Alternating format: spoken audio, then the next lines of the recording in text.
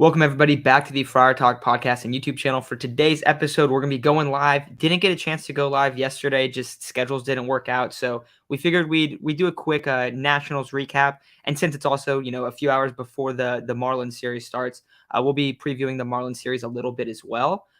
So pretty excited for this Marlins series. Tonight's game is actually going to be really, really exciting. Sandy Alcantara versus Joe Musgrove. I mean, that's about as good as it gets in a pitching duel right there. So that's going to be a really exciting game. I know Pablo Lopez is on Wednesday as well. So the Padres kind of have their work cut out for them, even though they're playing a team that's far under 500 in the Marlins. But let's go back. Let's talk about this national series a little bit. First thing I want to address, Saturday night, the play at home plate. Chase, do you think there was any reason that should have been overturned and that like that Nola was obstructing the plate? Because I was watching it. I was kind of like in and out of watching that game. I didn't watch the whole thing, but I was watching some and I tuned back in. So I saw that there was a challenge. So I like turned on my phone or whatever and was watching that part. And I'm like, okay, yeah, this is obviously just done. There's no reason to look at this. And then they're like, oh yeah, the play's overturned. They score. And I was like, dude, this has got to be one of the most ridiculous calls ever. There was an image of when Nola caught the ball, and the plate is literally open. Like you can see more than half of the plate. Like I don't know how that's an obstruction, and I honestly have no idea what a catcher is supposed to do in that scenario, because that was as bad of a call I've seen in sports in quite some time. So I thought it was horrendous. But do you have a different opinion on it? What did you kind of think about that play? See, like here's the thing about that play. Like that gets overturned, but remember the play at the plate where Luke Voigt slid into, I'm forgetting him during the Reds series. I think it was Tucker Barnhart, where he slid into the catcher and Barnhart got hurt, but Barnhart hadn't had the ball yet, but he was already blocking the plate, and Voigt was still ruled out. And he was very clearly blocking the lane before he had the ball. You could argue the ball carried him into that direction, but Nola already had the ball. The runner had an established baseline. And when you have the ball, you can block that baseline partially because you have the ball and you're blocking the plate. Yeah. That's one of those things where they definitely need to figure out where they're going to draw the line, because they are very inconsistent on those home plate calls. I mean, we've seen a few head scratchers here and there with the same call where he was the plate before he got the ball and he was still ruled out. And then there's areas where he wasn't blocking the plate at all and it was overturned and the runner was still safe at the plate, even though he wasn't really blocking the plate. It's one of those things where there needs to be a definitive answer to when can a catcher start blocking the plate, and it's usually when he has established control of the ball, which Nola did. So I think that was a failure on New York's part, but there's been a few instances, not even at home plate, but believe it a couple of days ago where I think Luis Robert was stealing second base and the shortstop put his knee down where he had gotten established control of the ball and completely blocked the bag. So Luis Robert couldn't slide in, and his hand hit his knee and he sprained his wrist because he was diving into the batting and had nowhere to go into. But he was still ruled out because the shortstop was blocking the bag with his knee there and didn't have control of the ball. But he was still ruled out, and he didn't have anywhere lane to slide into. So it's one of those things where they need to really make a consistent rule of when can they block the plate, how much of a plate can they block, or how much of a bag can they block. It's just one of those things where rule is out there and there's no definitive answer to this is where it's going to get overturned, this is what's not going to get it overturned. It's kind of in play situation where New York sometimes fucks it up, and they did. Yeah, and that was one of them too, where I was looking at it and I was like, all right, I saw some people like explaining it, being like, look, this is why it was called that way. But like still, if I'm looking at just from Noah's perspective, I have no idea what he's supposed to do.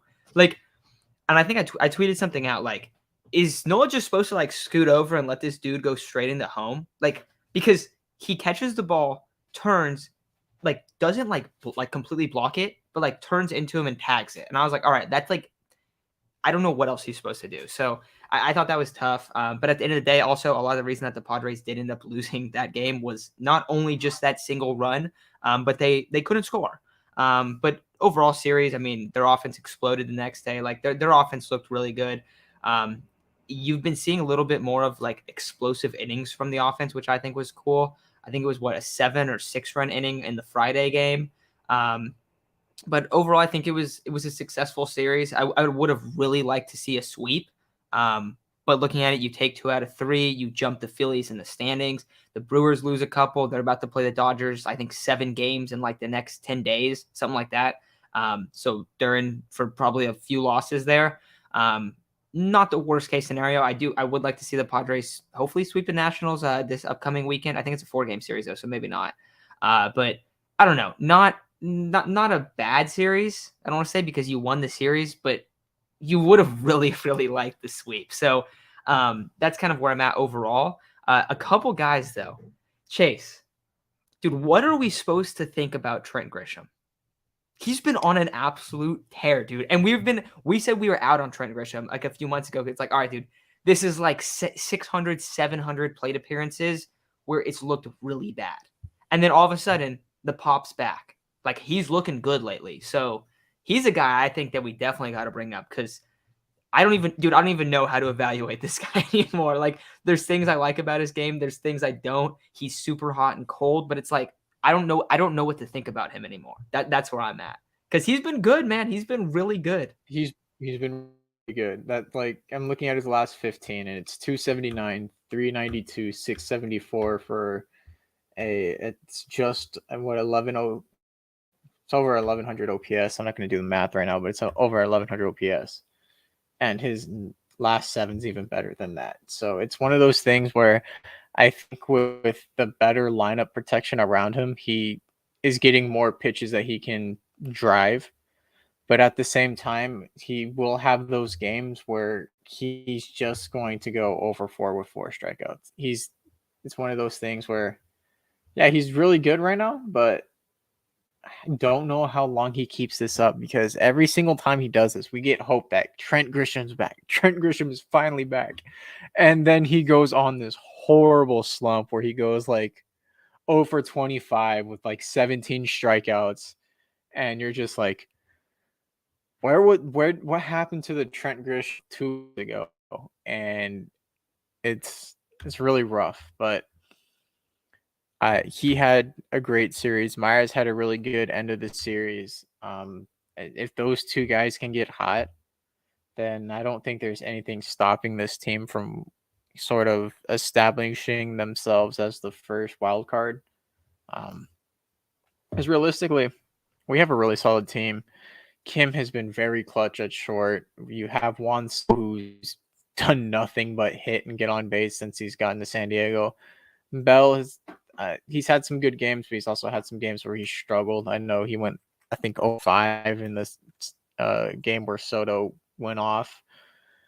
So it's just one of those things where you're going to have guys that are hitting and guys hitting, but this time around, it's okay. We only have 1 or 2 guys aren't hitting, and the rest of the lineup can hold their own. And if that's the case, then we're solid because even if Bell hits and Myers and Drury hit, you can let Bell, work on what he needs to and not have to start him every game and just play Will and Drury. And if Will's not hitting, you can put Bell in and see how it goes.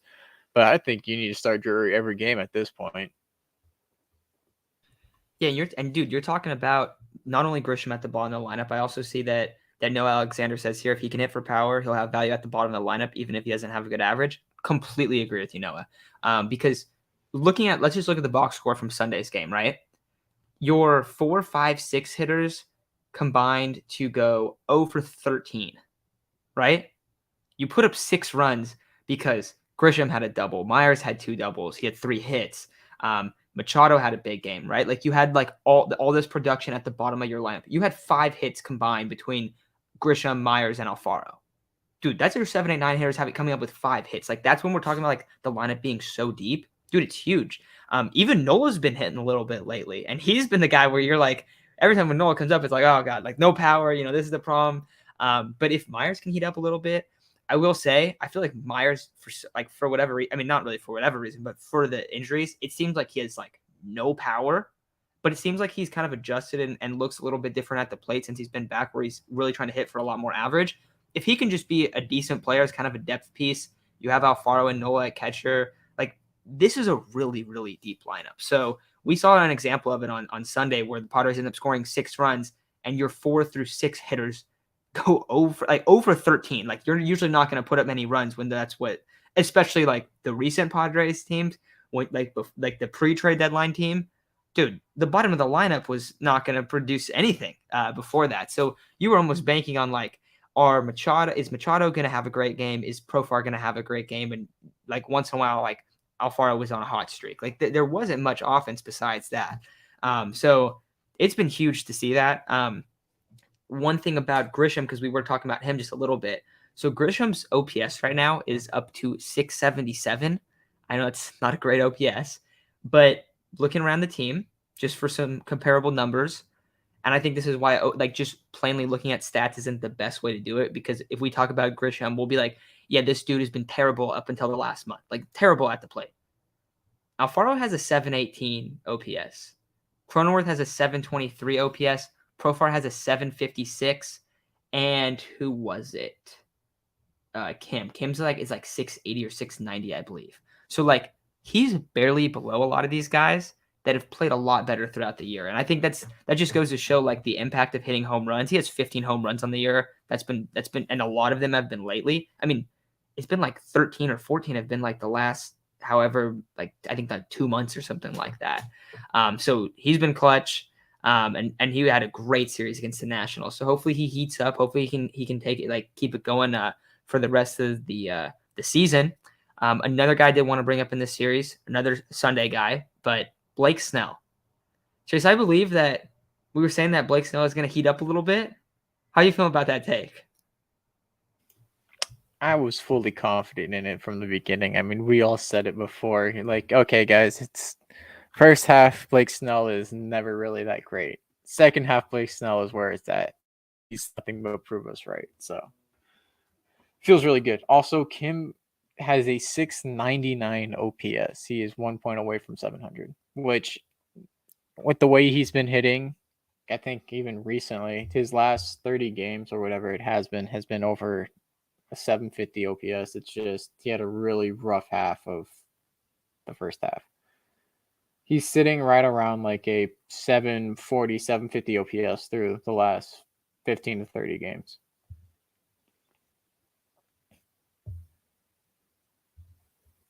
But yeah, Blake Snell, amazing. Yeah, we know Josh Bell has kind of been buns, but hey, he's going to pull around. Yeah, he's got power from both sides of the plate. Everybody that goes through a little slump. Yeah, sorry, I was paused there for a second, but I was looking at Blake Snell's split. So we were talking about his pre and post All-Star numbers, right? That was the thing that we kept bringing up before. So career, where is it?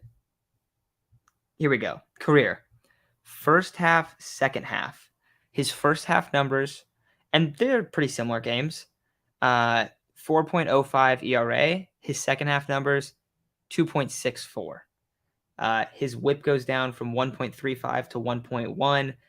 His strikeouts per 9 go up like a strikeout or two. His home runs fall off quite a bit. Hits fall off quite a bit. He ends up going longer in games as well. And then this season, pre-All-Star, 5.22. Post-All-Star, 0.94. Dude has been absurd lately. His whip is under 1 as well. Opponent's batting average post All-Star is 206, and his pre-All-Star was actually 228, so it didn't change that drastically. But the big thing is that he's not walking a bunch of guys. Like, you see him just not wasting pitches. Like, and we were talking about this a lot last year with Snell, because we hadn't really watched that much Snell besides like seeing him in some games, like the World Series games, like when he was on the Rays. And once again, like last season, he's not throwing his changeup anymore, or he's throwing it very, very rarely because a lot of times he can't locate it, and then he just blows pitches earlier in the count when he's throwing his changeup. So I think once again, honestly, is it time for him to just like stop throwing the changeup altogether? Because it seems like when he doesn't, like it seems like he's made that adjustment both last year and this year, and when he's adjusted and stopped throwing the changeup, he's been way more effective because he gets ahead in counts. He's not, at 50 pitches an inning and a third into the game, and it's like, dude, are you gonna be able to go 4 today? Like, it doesn't feel like that at all. He was like, lately he's been way better at keeping the pitch count down, and I think him not throwing the changeup. I mean, that was something that you brought up last year, but it seems like it pays dividends when he doesn't throw it. So I'm kind of wondering if it's time to for him to stop throwing it. Also, Marco says he's increased his fastball velocity a bit. Yeah, he had one yesterday where he threw like 97, like almost down the heart of the plate. But he had been throwing the slider a lot, and it was a great pitch, and the hitter was way behind on it. So yeah, you're seeing him touch 97 a lot more as well. So it's been exciting to see Snell, and Snell is definitely a guy like we kind of like throughout the year have been like, okay, what would the playoff rotation look like? Who would you want? Who would you want? Like kind of depending on performance, and guys have been in and out. I have a strong feeling that Snell's definitely going to be in that top 3 of the rotation, just because we know that at the end of the year he improves, and it seems like he gets better and better and better. So I've been pumped about Blake Snell. Him being good is a huge thing for the Padres, and if they're going to have success for the rest of the season. So I'm currently looking at his Baseball Savant page, and he has thrown his changeup relatively little compared to every single one of his pitches. His fastball usage is 53% of the time. His sliders 23% of the time. His curveball 17% of the time, almost 18, and his changeup is 5.5. So in comparison, he's thrown the slider 339 times, the curveball 257 times, and only 8 times for the changeup. And it's relatively all in the same place, where it's on that outer half of the plate if you are a right-handed hitter. So, and when you look at the stats compared to last year, his people were hitting the changeup a lot. They hit 429 off the changeup with a 595 slugging. That is also why we were like, okay, you know what? Maybe the changeup needs to go away. This year, he has a 25% put away compared to last year, which was a 7.4, 42.9 whiff on it compared to 24.4 last year. People are only hitting 235 off it with a 235% slugging. So I think his changeup's where it needs to be. It's a good 4th pitch. He doesn't throw it a lot. I think that's kind of where it needs to be, where it's not going to be his main pitch. It's always going to be his slider and his curveball, but it's a good pitch to be like, hey, guess what? I stole this. You're not going to get away by sitting on a curveball or sitting on a slider if you're not looking fastball. I still have this pitch that moves the other way. You can't forget about it. I think it's right where it needs to be. I think it's perfect where it's at. Yeah, and also I don't know if you looked into like his past seasons, how much he was throwing the changeup, but you said 5% this year. Last year, 10%. 2020, 18%. 2019, 20%. So it's gone down significantly over the past few years. And I think last year, how effective hitters were against it is probably a lot of that reason. But I don't know. I think we're gonna be going live tomorrow as well. So I think we're gonna be talking a little bit about Trent and Blake Snell, just because those are the guys that are heating up big time, and they've been really clutch. So I don't know if I want to talk about them that much anymore. I see that Devin asked a question about Tatis. I'm down to get into that a little bit later, but I wanted to know like quick thoughts on this upcoming Padres Marlins series. How you feeling about it? What are your predictions going into it? I'm a little scared. I'm not going to lie to you. Just a little scared, just because we know who Sandy Alcantara is. I have been one of the biggest Sandy Alcantara truthers for the past couple of years. Like, I wanted the Padres to trade for him so badly last year, and then I was like, I think I put him in my top 10 for best pitchers in the MLB. Actually, I think I may have put him top 6. I love that man. I think he's easily one of the best pitchers in baseball.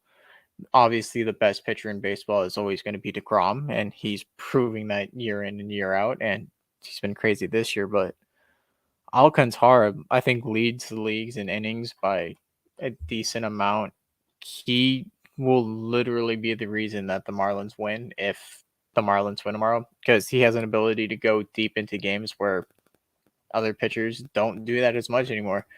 It always seems like Alcantara is going into the 7th, 8th inning, and he throws 100 miles an hour, has a nasty changeup, has a nasty slider, has a curveball.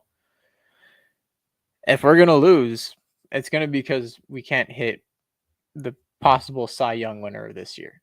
He's been that dominant. And, Pablo Lopez is no joke either. He's sitting at, I believe, a low 2 ERA. So we have two really tough matchups. But if the Padres are going to want to win and win deep and go make a deep playoff run, we're going to have to be able to hit these sort of pitchers. Because the Brewers have Burns, they have Woodruff, they have Freddie Peralta. The Dodgers are going to have May back. They're going to have possibly Buehler back, Kershaw, Gonsolin. You look at the Mets, you're going to have to face DeGrom at least once. Then you have Carrasco. You have, what's his other name? I'm forgetting his name right now. He just pitched. Carlos Carrasco and Chris Bassett. Yeah. You are going to have to face these guys and win. So I think this is a good time to be like, if we can win off Alcantara and Lopez, I think we're going to be in a good position for the playoffs. If not, significant changes are going to need to be made to batting plate appearances and approaches. But I think we can win all three, but it's going to be a really tough first two games. Yeah, so Pablo Lopez is actually he's on Wednesday. So Pablo Lopez is on Wednesday. I forget who's on Tuesday for the Marlins, but the thing that's interesting is like it might only take like 2 or 3 runs to win all of these games because the Marlins lineup is awful. Their best player this year is probably like right now in the lineup that's healthy is probably Garrett Cooper, I would say. Jesus Aguilar is not having a good year. He's usually one of their better hitters, but he hasn't been that great. I don't know if you guys watched any part of the game yesterday, but they were winning 1-0 against the Braves the entire game. And then in the 9th inning, the Braves scored 3 runs and beat them, which is like kind of, it feels like that probably happened. I haven't really been following the Marlins all year, but based on their starting pitching, based on their lineup, I feel like that's probably something they've had to deal with a lot. So I feel like it's a very aggravating team to watch if you're a Marlins fan. But it's really, I think we've talked about this a lot, and we've talked about like, okay, like what are the keys to winning the series? Dude, for this one especially, getting to the bullpen, because you don't want to face Sandy. You don't want to face Pablo Lopez. And then on Tuesday, it's a guy that hasn't pitched too much. It's Cabrera. What's his first name? I forget. I don't know him too well. Edward Cabrera. He's only pitched 12 career games. So he has pretty good numbers this year. He's only pitched 26 innings. So you should have the advantage on Tuesday. Manaya's pitching. So for the Padres, also that's the other thing. You got Musgrove against Alcantara. And then you got Manaya against Cabrera, which Manaya's been struggling, but like that's probably a pretty even matchup. And then you got Clev versus Pablo Lopez. So the pitching matchups are very even, I would say. You give the Marlins probably a slight advantage overall. I'm going to give them a little bit just because Lopez and Alcantara have been so great this season. But the lineups are like night and day. Like it's not even close. So you just got to get a couple home runs, and really you're going to probably win all of these games if you can score like 3+, 4+ runs. Like that's what you're looking for. You don't need to have, we don't need to go and like get into like an offensive shootout. Like it's not going to be like that. So I think 2 out of 3. Yeah, Marco says I think we're taking 2 out of 3 at best. I wouldn't be surprised if we lost the series. Noah says I believe all 3 games will be low scoring. Yeah, I completely agree with you guys. I wouldn't be surprised if they lost the series either. But I think I'd be very satisfied if you take 2 out of 3. If you win tonight, though, then you're thinking, maybe you can sweep. So, yeah, I don't know. That's kind of where I'm at on the series. I feel like it's going to be a low scoring series, especially like since we've seen some recent ones where it's just been like crazy offensive explosions, like against the Giants, a couple of these games against the Nationals. But this is one where we got a couple sweet pitching duels both today and on Wednesday. So I'm looking forward to it. You don't really see it that many like high end pitching duels over the course of a season until playoff time. So it's a little bit of a test, I think, right now for this lineup, which is good. You want to see that right now. Yeah, absolutely. I know Marco mentions how many bad starts does Manaya does Bob Melvin need to see. I don't think you can take Martinez out of the bullpen right now. Martinez has been elite out of the bullpen. I think he had like a 1.43, something like that ERA throughout his entire stint in the bullpen. And for an area that's been struggling because people have been hurt, I don't think you can take him out. I think you have to leave him there. I think you have to let Mania work out or work through whatever he's been working through. He's had some bad luck, but I really don't think you can take him out. I think you let Mania ride because that way you have two lefties in the rotation at least. You don't have to win the division. You just have to make the wild card. And at that point, just leave Mania in. I mean, it really depends on where you want to land in the wild card, but I think Martinez has been far better in the bullpen than he was starting, so I don't think you take Mania out. Yeah, and Mania hasn't really been that great recently. But his starts, like, okay, he had the big blow up start against the Dodgers, right? Last game against the Giants, like, I don't know how much I'm gonna put that on him. There was a couple like bloopers. There was a bad error by Juan Soto that kind of got like a rally going. Then you had Cronenworth was when he wasn't pitching when Cronenworth had his error, but he had like kind of, it wasn't like a bad outing. Like when you're just watching him, you're like looking at the contact, you're like, all right, there's not a lot of hard contact. I think Sean Manaea is definitely not a guy you want pitching against the high end teams. Like we were talking about that. Like he goes up against the Dodgers. You're like, yeah, he's going to be really overmatched tonight.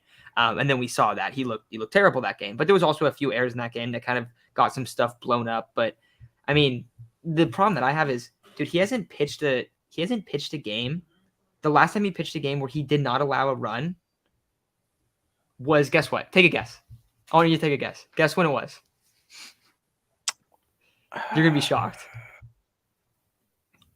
Or he didn't allow an earned run. Not a single run, earned or unearned, either way. I guess last year, because I think this year he's always allowed one earned run, even in the beginning. So last year, people are guessing it. The opener, his first start, he didn't allow a run. Every other game, yes, every other game he's allowed a run. And the last time where he's only allowed 2 earned was July 31st, and then the time before that was July 11th, and he allowed 2 runs in both of those games. Last time he's allowed a single earned run was in June 8th against the Mets. So he has really been struggling a lot. He hasn't really got blown up that much. He usually will go like 6 innings, allow like 3-4 runs. So not like horrible, but he's just never going to be like a top of the line rotation guy. I think his ERA will probably fall down. He'll probably be a mid-4 ERA by the time the season's over. But I agree with you, man. I don't think you can take Nick Martinez out of the pen because, okay, that's your 5 starter. That's still better than most teams' 5 starters. Like Sean Manaea is your 5th guy.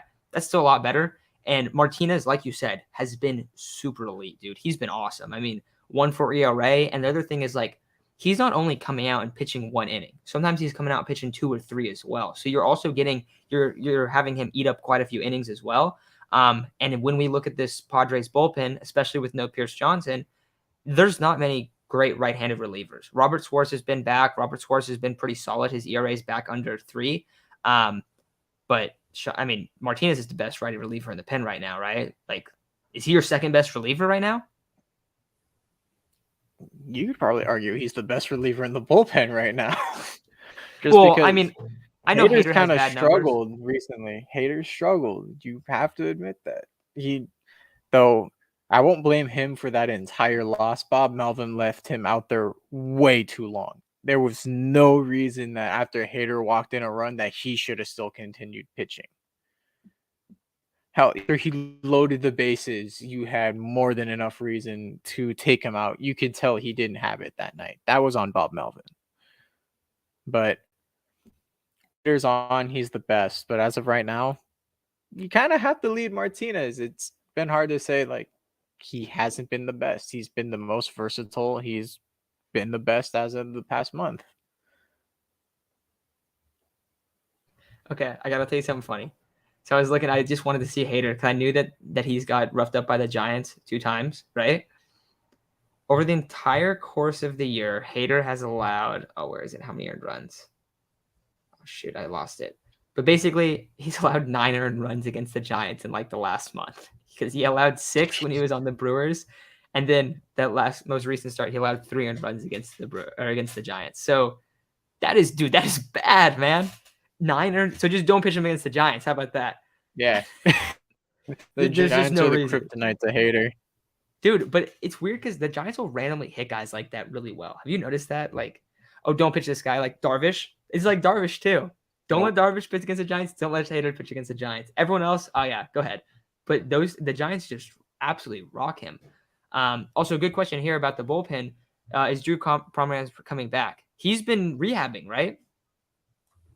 Yeah, I haven't seen any like recent news, so let me look real quick. Let me Also, see. Beatty's been rehabbing too for a while. I see goofball after that right below. Yeah, Yeah, I he's don't been think rehabbing Beatty's for ever quite gonna some come time. back though. So I don't really think it makes because Beatty's whole thing is that he hits left-handed pitching well, right? Isn't that his whole thing? I thought it Like, was right-handed pitching. well, if it's right-handed, I mean, I don't know, dude. I don't think he's gonna come back.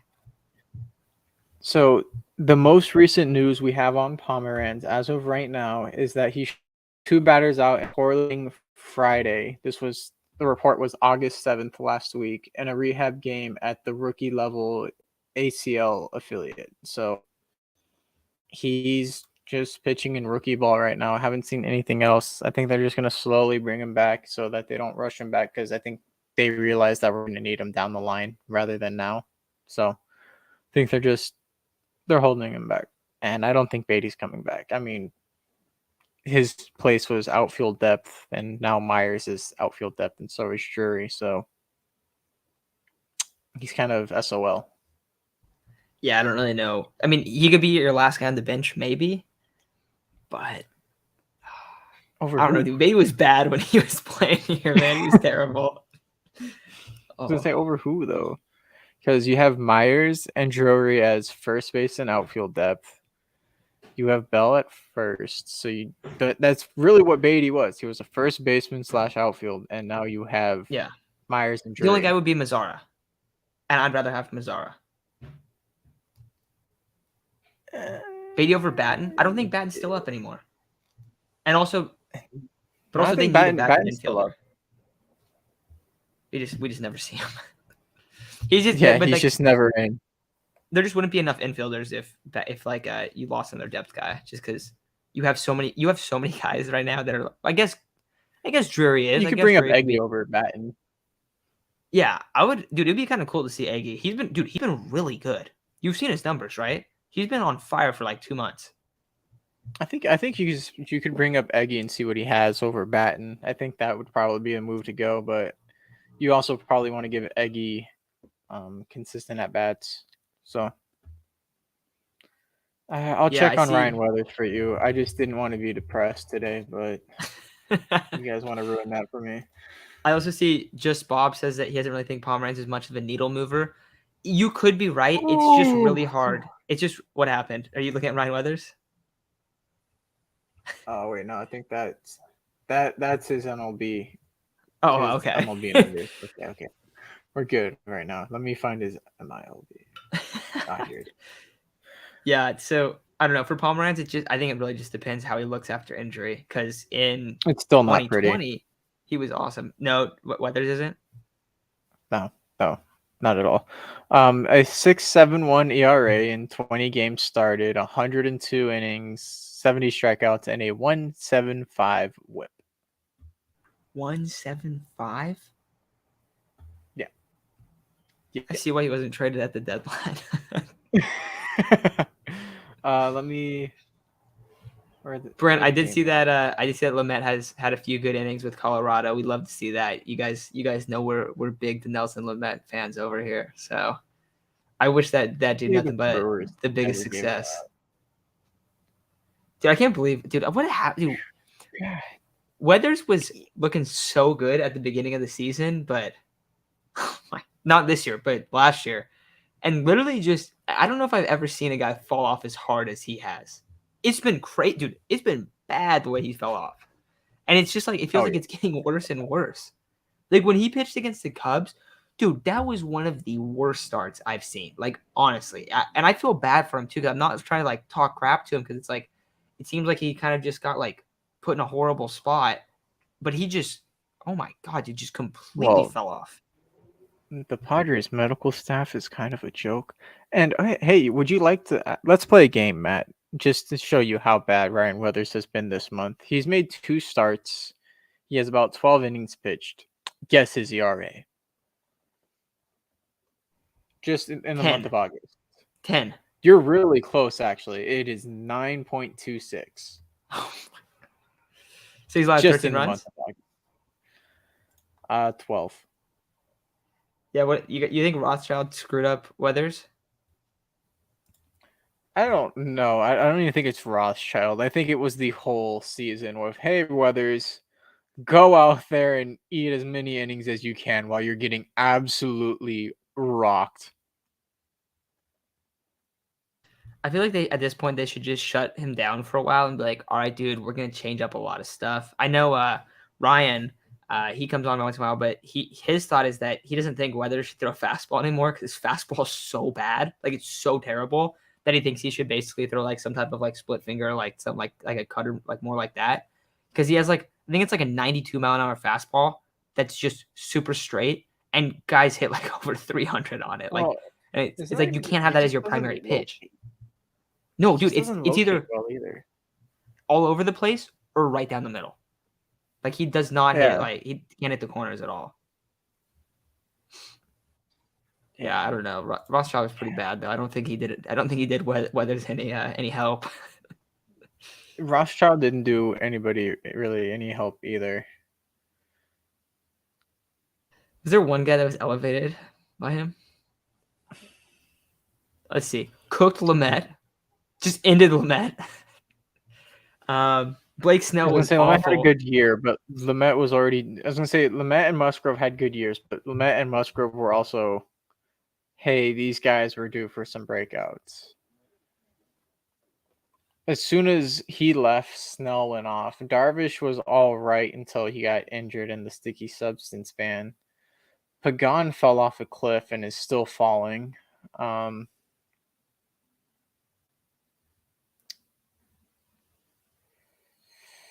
God, is there anyone that really succeeded under him? I don't really think so, dude. Even like Darvish kind of, and I don't really think it was because of him. I don't really like blame him, but even Darvish kind of like slowed down a lot as the year went on. Like he was, I'm so happy that Ruben Niebla is the pitching coach now. So, that's the way this makes me think about it. Yeah, Rothschild was pretty bad. Dude, we would talk so much crap about Rothschild and Tingler. I think it's funny that they got brought up today, but we'd be like, "Do you guys see this lineup the Tingler set? Tommy Pham is the worst player in the league at hitting with guys on, and he hits fifth every night. When he leads off, he has like 1,000 OPS. Hey, why don't we lead him off?" And it was like, just nope, let's just keep him slotted at fifth every day. That was so crazy to me. Pulling guys like 4 innings in, the bullpen's pitched so much. Oh my gosh.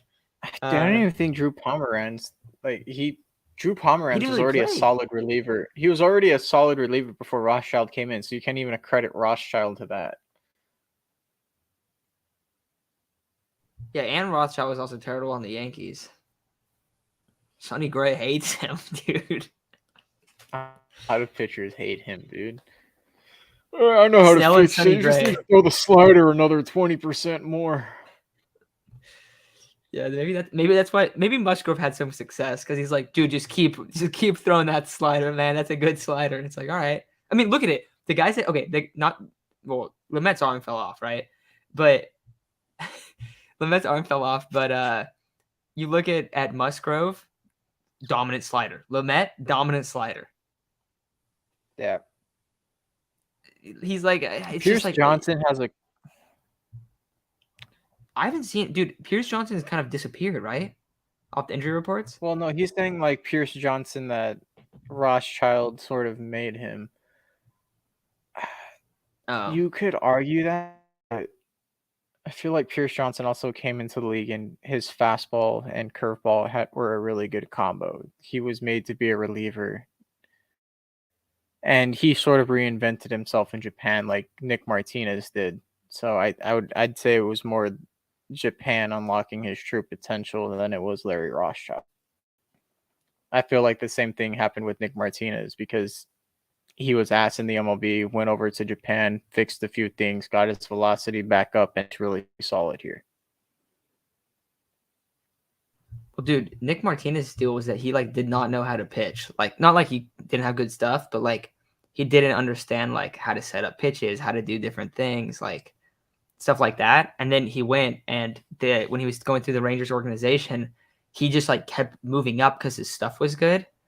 And then he ends up going and pitching in Japan, and they're like, "What do you mean you don't understand this? Like basic like ways to set up his pitches, like how to like run certain counts, when to throw, like when you want to throw your fastball, when you want to throw your off speed, and like stuff like that."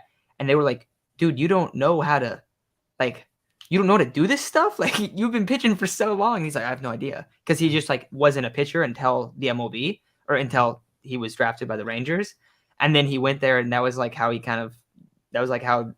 they kind of changed his game, is because he was like, "Oh, like this is how I set stuff up."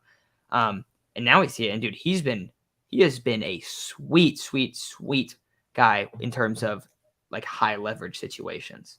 He has that Tim Hill dog in him, bro. Like just put him on, put the bases loaded, no outs. You throw either Tim Hill or Nick Martinez out there, I'm feeling confident.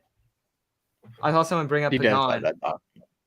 Pagan, that's probably the least guy I'd want to throw out in a high leverage spot. Whoa! What about your boy Craig Stammen? You know, Craig Salmon and Pagan have like the highest run rates over like the last like 10 years or something like that, over like the last like little bit of time they had with the Padres. Like it's so bad. I'm pretty sure that Pagan is like over his last, like I forget how many innings it is, he has like the highest home run rate we've seen in like quite some time. I remember seeing that tweet. He's the only guy the one guy. He's the one guy that loves Larry Rothschild. Sabathia is a Larry Rothschild truther until he dies. Yeah. And he's talked about on like shows and stuff that he's like, "Oh, I absolutely love this guy, blah, blah, blah, blah." He's a legit guy. So Craig Stammen is going to retire after this year. He might. I tell myself that every year. What's his contract? Dude, his contract is the one that got me so mad.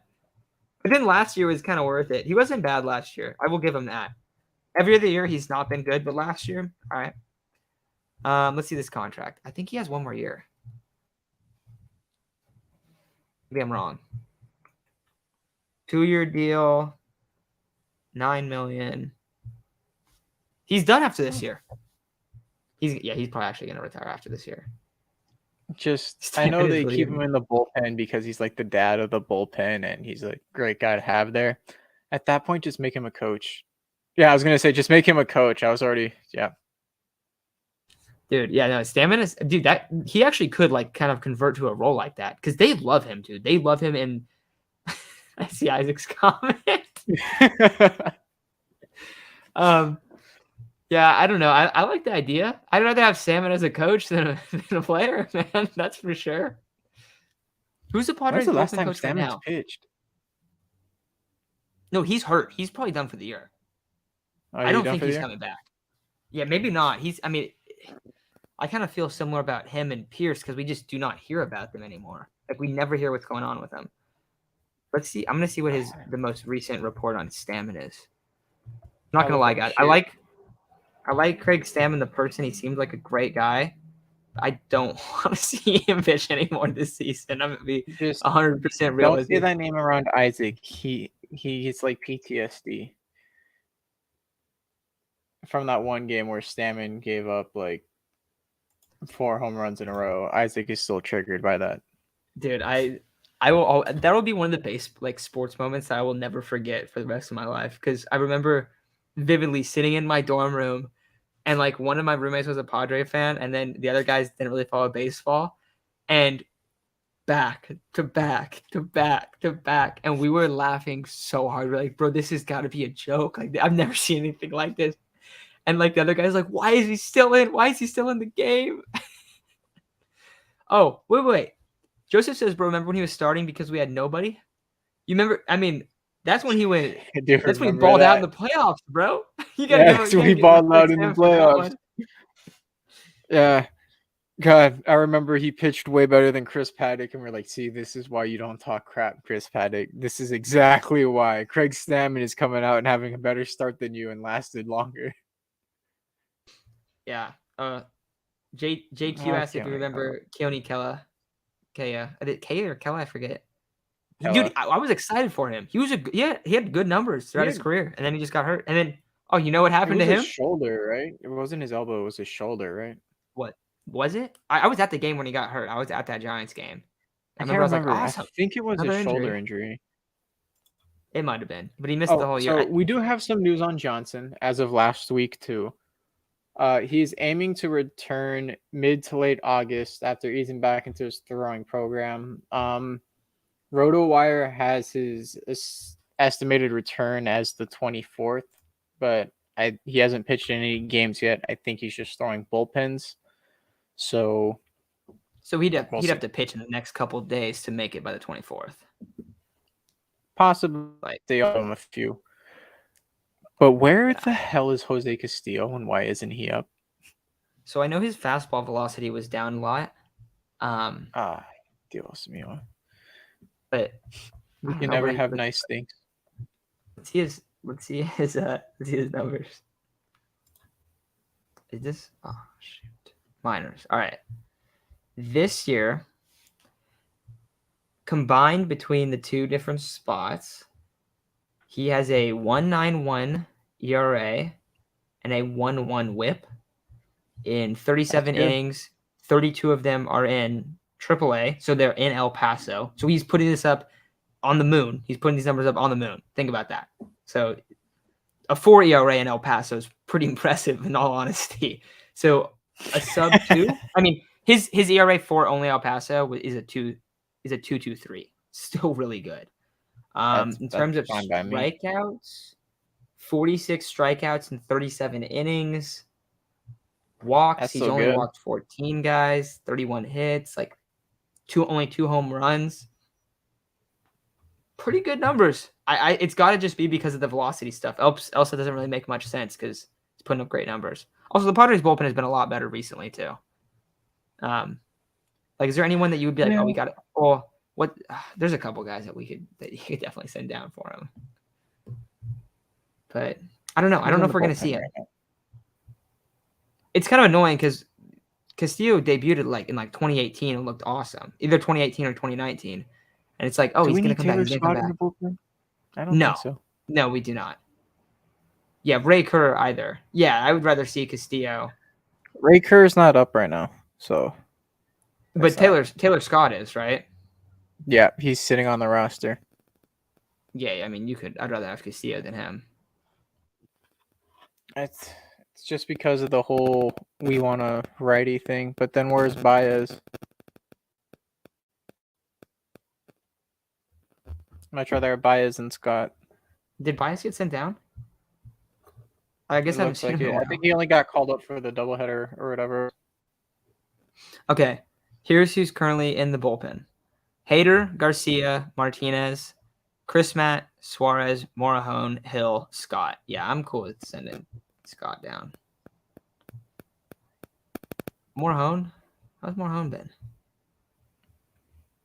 He's been good. I mean, he's had a couple rough outings, but nothing too bad. Oh, never mind, dude. We're only 6 innings in August, but no runs. He's been good. Besides, against Minnesota, he got totally rocked. But it's because he allowed a homer. He's been good.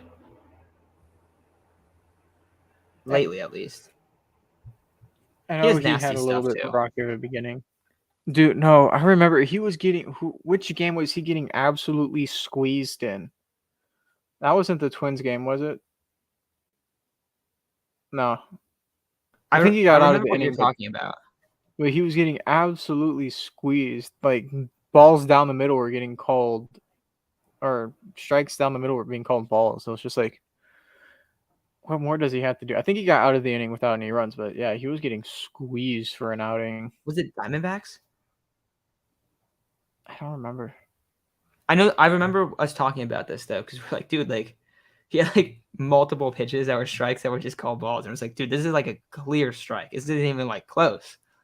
Arthur, I wish I could explain. Someone explains.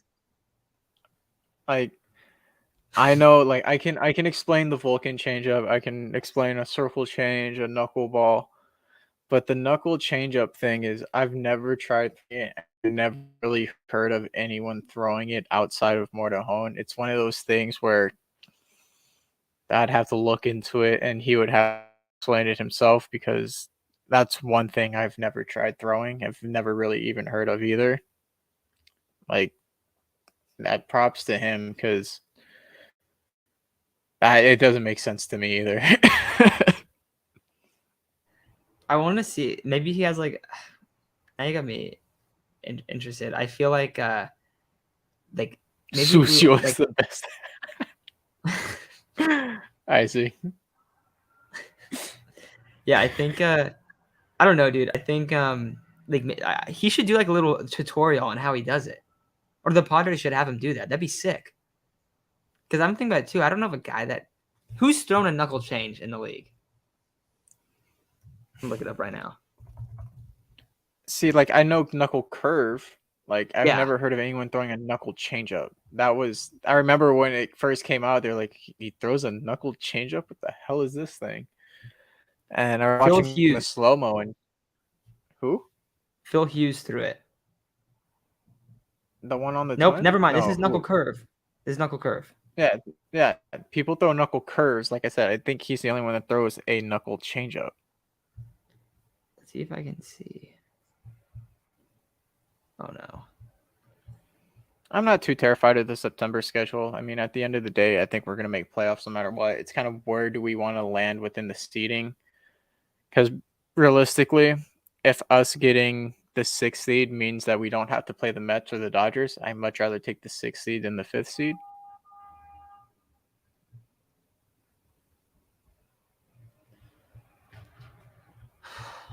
Wait, you're saying you'd have the 6th seed?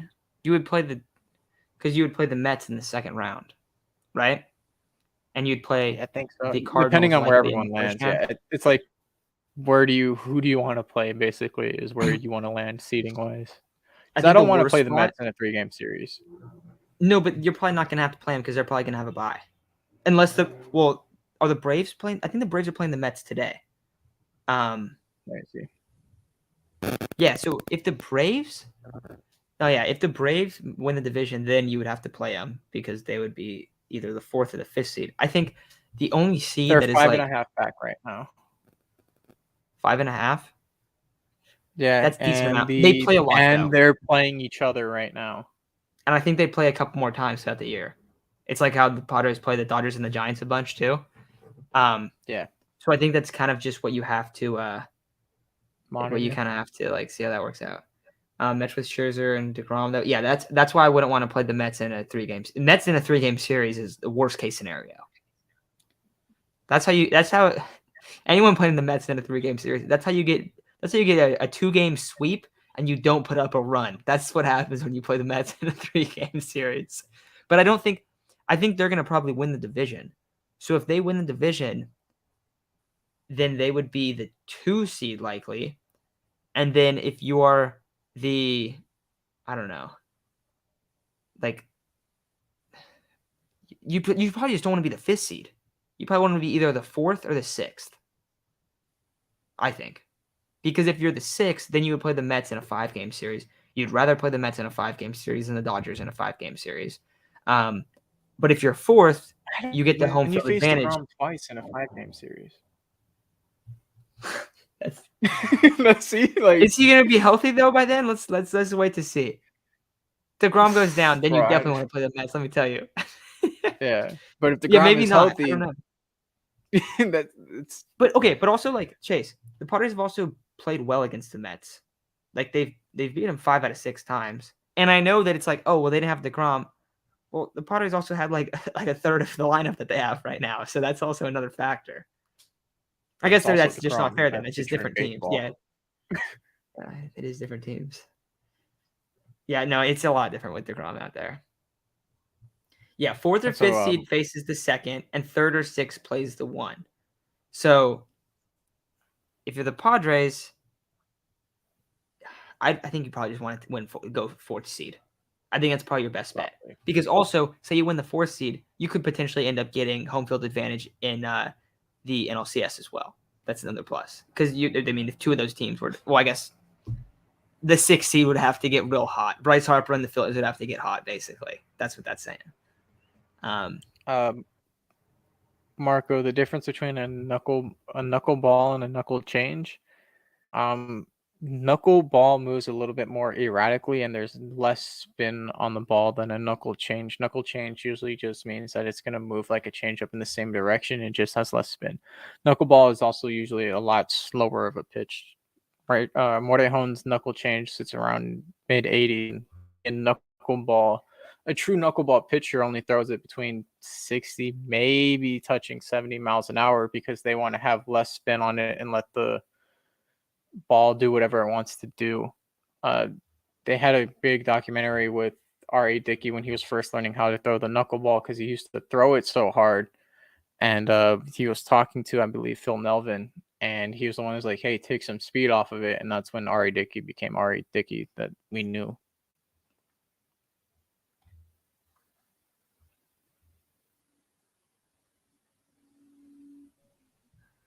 All right. See, someone asked what other MLB content creators do you watch? I definitely watch a lot of John Boy, and stuff like that. Hum Babies also has some good stuff. I'll see his every once in a while. I watch a little bit more of NFL stuff just because, like, for baseball, there's so many games. I just end up doing that a little bit more. Who do you watch? What's his name? I think it's Sports Storm or whatever his name is. I'm forgetting his name. Also just watch random YouTube videos.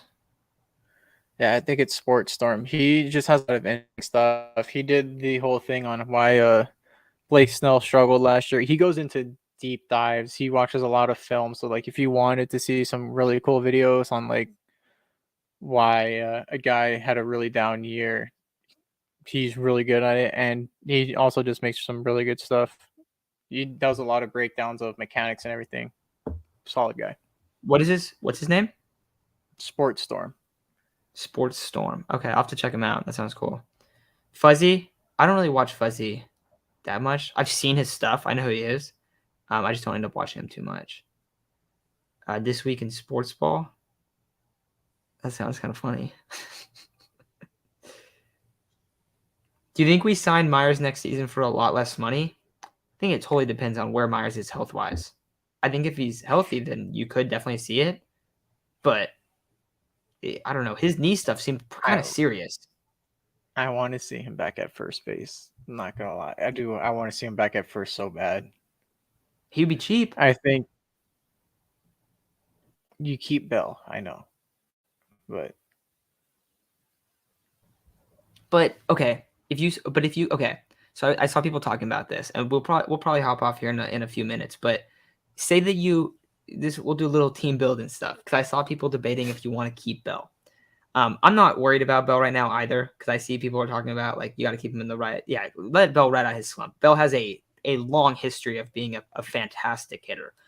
Hits the ball super hard, just always a great bat in your lineup. So yeah, he's slumping, but he'll bust out of it. In terms of what the Padres should do at first base, Drury. No, I don't think we're going to keep Drury. Dude, Drury's about to go get the bag, and I have no problem with him doing that. He's 30, hasn't really made any money, has basically no good seasons before this. So unless AJ Preller is completely infatuated with him, I don't think we're gonna see Drury back. I think Drury. I hope Drury gets a big contract. That'd be awesome. For Josh Bell, I remember I was thinking about this because I was talking about, if you could upgrade first base /DH with Josh Bell, instead of not Haas, instead of Luke Voit. Luke Voit, yes, he has control, but Luke Voit was making like $7 million, $6 or $7 million. Josh Bell is probably gonna make like 10 or 11. So it's only a couple $million more to re-sign Josh Bell and to keep Josh Bell for the next couple of years. I like the idea of bringing Josh Bell back, but you could also bring back Josh Bell and Will Myers Will Myers would be what, like $1 million, $2 million? Be like almost nothing. So it'd be like 4. You could keep both of them in theory. And I think Myers provides good outfield depth. You probably keep him what he does now. You have him take off days for Bell, or whoever depends on who's being better at first base, which is probably Myers defensively. You start Myers at first, put Bell at DH, and then when Myers needs a day off, you put Bell at first for a few days and Myers at DH, and you just switch it off like that and keep both of them really healthy. I don't like the idea. What about Cronenworth at first? I don't really like it. I'm cool with him staying a second. I mean, you can put him first sometimes. Especially since we got rid of. If we kept Abrams, then yes, put Cronenworth the first. But I mean, if you want to put Kim at second, because Kim has sort of deserved playing time now, and then you could put Myers as the outfield. If you wanted to go the cheaper route and try to pay pitching more, you probably re-sign Myers and put him as a DH slash first or slash outfielder. Put Cronenworth the first, put Kim at second, and then re-sign pitching. But if you want to go the slugging route, you probably do Bell and then keep Cronenworth at second, or you can still have Bell as a DH, but then you don't really have as much outfield depth. No matter what, you kind of need a right fielder right now too, or not a right fielder. A right fielder. Actually, you're good now. My bad. I forgot Mazzara. I was like, wait. Wait a second, we got a guy there. Yeah. Well, you got Kim as Profar has another year in his contract, right? Huh? Profar has another year in his contract, right? He can opt out, and he likely will opt out. I think $7 million. He's gonna get more. Someone was just saying Jake. You just asked if he's gonna win the Gold Glove. You got to think, right, dude? He's been absurd in the outfield. He's been so good. That is probably the thing about this whole Padres season that I was completely wrong on with Jurickson Profar, because he was horrible in the outfield before. He was terrible last year. Now he was playing a lot more center, but they were just like, oh yeah, we're gonna rock with him as starting left fielder, and it worked amazing. Like he's gonna have over a 4 WAR, close to a 5 WAR season. Great leadoff bat, gets on base a ton, has a little pop, and has been the best defensive left fielder. I would have never expected that, dude. And I thought, like, damn that. Like, I mean, we were talking about an offseason, like, damn that Profar deal, it's looking bad. Now he's gonna opt out of it probably. That's crazy. So that means we still need an outfielder, which my bad. We had Soto for a second. Still not used to seeing Soto in San Diego, even though it's been a couple weeks. Still unbelievable. But that still means we need an outfielder, because we sort of got rid of most of our outfield talent in the minor league system. All right, so this might be kind of mean to Peter Seidler's wallet, but how about you just say, fuck it, let's get Aaron Judge in here. I don't think Peter Seidler has that kind of money, man. Because then you want to rent Soto too. No, it doesn't make any sense. It doesn't make any sense. Jock? Oh, I'd love Jock. That'd be a great Jock would be a good one. Except he can't hit lefties at all. Oh.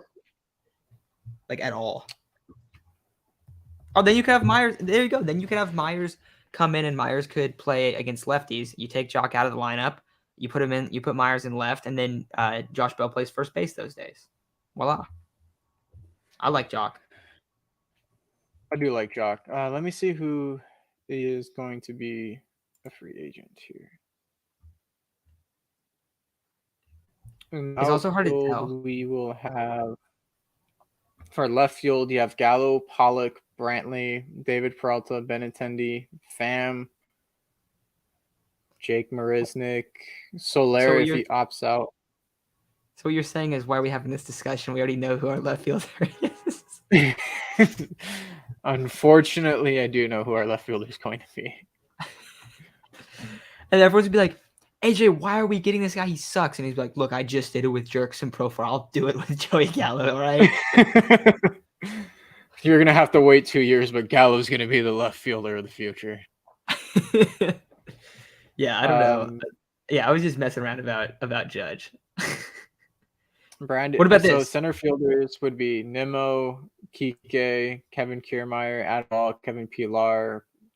I think Kane's going to retire. Adubel Herrera. They Shields, Billy Hamilton. He's still in the league. Travis Jankowski, Shogo. Yeah. Hey, right Jamie fielders that probably played left.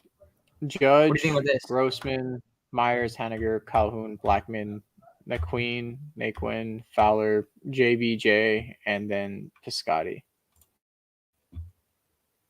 What do you think about this? I don't know if it's Jamie or Jaime, but if we win the World Series, we don't care about next year, guys.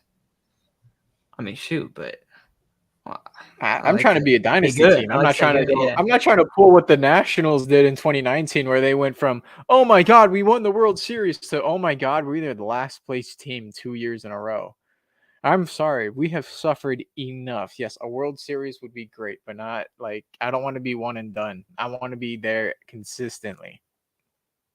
I also think it means, I feel like if you're good and like you win a World Series, but you're good for a while, it's a lot more meaningful. I feel like, I don't know. I could be wrong. I mean, no, not really. Maybe like you randomly run into one is still pretty sick, but like, It feels nicer to be like, because then they can be like, you guys really didn't deserve that World Series, but you won it. Like, yeah, but also like, you were. yeah, no, I'm kind of with you. Like, just you'd be happy with one. Yeah, I mean, I'd be real happy with one. Do I care about next season a lot less if they win this year? Oh yeah, oh yeah. And then all of a sudden, all the Tatis drama, it's like, who cares, man? Soto is here. You won it. Like that. That'd be a lot better. So I get where you're coming from. But yeah, at the But I same also time, want to like, see them have look continued at the success. Nationals now. They won the series in 2019. Do we really want to go back to being those Padres and suffering for another 10 years after winning a World Series? I would prefer not to. That's just me. But also, like, the thing is like the Padres also have guys for the foreseeable future too. You got Musgrove locked up. You got Machado locked up. You got Soto for 2 more years. Like, you got a lot of guys. Oh, now you don't really have many guys coming through the farm system anymore. But you got a lot of pitchers in a few years. Once like Darvish, Manaea, guys like that are gone. So I don't know. Yeah, I'm with it for just one. I agree with you. Yeah, I agree with you there. But yeah, I don't exactly. David says I don't think we won't be the Nationals. I don't think so either. So I don't think so either. I'm just saying. yeah, We should still care about the next year, even if we win the World Series. It's just, yeah. I don't want to suck again. Oh, but this team is definitely good enough. This team definitely has a shot. You got to get to the dance. That's the steps right now. Well, Padres have 2-game wild card lead. Well, you got to get the invite to the dance first. That's our ticket in. Yeah. All right, guys. I think that's probably gonna do it. Pretty fat live stream today. I think tomorrow we're gonna be going live. I don't know what time we're gonna be going live. Probably after the game, I'm guessing. Chase, we'll have to figure out if you'll be free or not, and we'll figure it out tomorrow sometime. But we're gonna be going live, so we'll be talking then. I think we're also gonna be going live on Wednesday as well. So 3 days in a row should be a lot of fun. Fun matchup tonight. Well, maybe not fun in terms of like entertainment wise, but if you like pitchers duels, which I do, it'll be real exciting because Musgrove against Alcantara, that's as good as it gets. But I think that's probably going to do it. So thank you guys for hopping on. And we'll talk to you all very, very soon. See you guys. Oh, Devin, I see you said we didn't talk about Tatis. We'll talk about him tomorrow. Promise you. Later, guys.